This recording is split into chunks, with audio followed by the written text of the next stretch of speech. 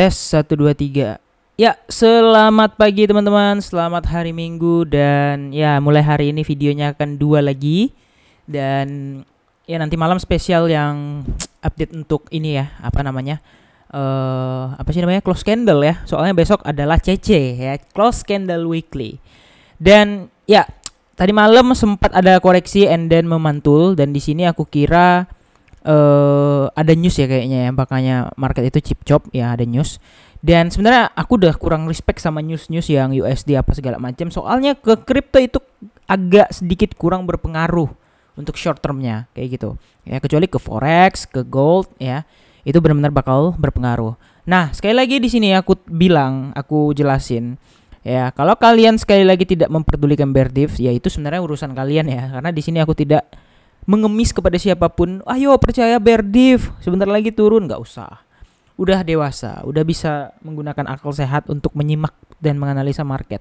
Kalau nggak bisa analisa ya nonton analisa orang. Kalau nggak sesuai dengan analisa kita, silahkan tinggal hujat, gampang. Nggak, canda-canda.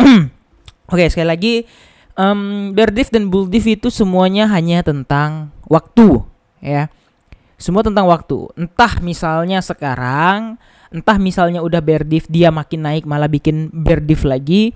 Dan kalau kita perhatikan, sebenarnya naiknya itu bikin bear div lagi ini tuh disengaja. Kenapa? Karena orang tahu udah bear div di sini, orang pasti nge-short. Dihantamlah dulu. Makin bear div di sini, orang nge-short juga.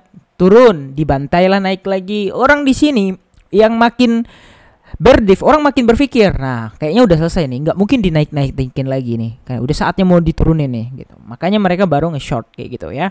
Biasanya itu adalah psikologis lapis-lapis gitu, karena sekali lagi nggak semua bull div itu langsung naik ya. Kayak gini bull div nih di sebelah sini harga 41.000, malah dibikin sampai ke 38.000, dan bahkan di sini tuh nggak ada bull divnya tapi kok bisa naik kayak gitu. Dan nggak semua bear div itu langsung turun. Itu logikanya, logika sederhana lah. Dan ada yang bilang up only. Ya, mungkin market yang dibikin bapak dia yang punya Binance, yang cuman ada tombol buy gitu ya, up only. Orang cuman bisa ngelempar duitnya, ngelempar hartanya, ngebuy, membeli gitu ya. Up only gitu. Nggak ada down-downnya. Keren ya. Nggak tahu siapa apa namanya, IT atau ininya, atau codingnya ya, siapa yang coding aplikasi Binance bapak dia itu sampai bisa up only, nggak ada jual-jualnya. Nah, di sini aku bukan mau ngajak teman-teman panik atau apa, karena di sini kan namanya berbasis analisa ya.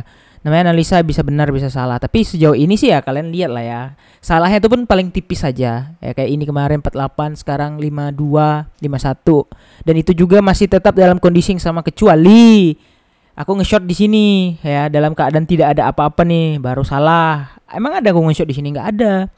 Ya, nge-short kan ketika sini di 48, ketika udah muncul bear div, ya kan? Dan sekarang habis 48 di sini di 52 kemarin, ketika udah muncul triple bear div kayak gitu. Ini sebenarnya semuanya tentang waktu, guys. Kalau kalian perhatikan dari historical itu tentang waktu. Nah, jadi sekali lagi di sini apa namanya ya? Koin sinyal, bentar ya. Aku ada follow satu channel yang menurut aku cukup bagus. Nah, ini analisanya lumayan karena aku ngikut dia dari 2022 akhir gitu ya. Dan sekali lagi dia, kalau misalnya dia bikin analisa itu biasanya tuh bener-bener kayak kejadian gitu. Nah, kayak ini kemarin dia bilang kita mau turun ya di 48.000, salah. Nah, di ini juga dia masih nge-short dan sampai hit SL-nya, salah ya. Dan sebenarnya orang-orang yang pintar analisa itu bukan ketika SL tuh dia bukan nggak bisa analisa, tapi karena memang hanya disengajakan oleh bandarnya. Karena banyak yang kayak gitu. Nah, ini kalau kita lihat liquid mapnya, liquidity hunt atau hunter daripada liquidity atau bandar-bandar yang suka makan gorengan sama exchange ya. Yuk ndar, likuidasikan pemain-pemain aku. Kita bagi dua nih ininya. Hasil likuidasinya. Biasa aja kayak gitu ya. Exchange dapat, bandarnya pun dapat, bandarnya udah cuan, exchange-nya juga dapat ya. Sini sebenarnya udah apa ya, udah lumrah. Dan di sini kalau kalian lihat, kita belum pernah sempat kesini lagi karena waktu itu ini gila bener naiknya ya. Di sini benar-benar gila banget naiknya, and then nggak ada nggak ada pergerakan lagi mau naik atau mau turun, dan sampai detik ini tuh masih naik-naik aja dan belum ada koreksi signifikan atau koreksi yang berarti untuk menjelang halving atau yang kita sebut sebagai PHC atau pre-halving correction. 35 apakah bisa ke sana bang? Ya aku sesuai yang aku bilang ya, aku sebenarnya nggak berharap ke 35 atau ke berapapun sebenarnya.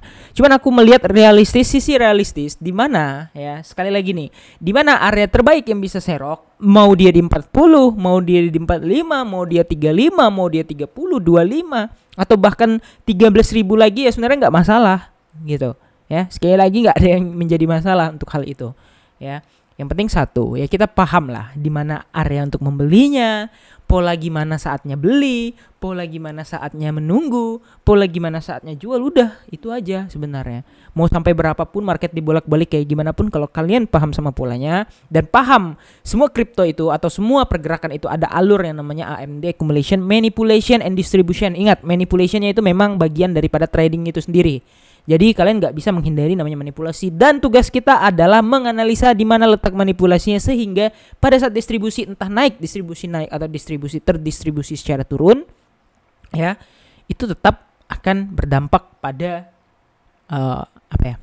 pada ya trading kita lah, keputusan yang akan kita ambil kayak gitu. See you in the next video.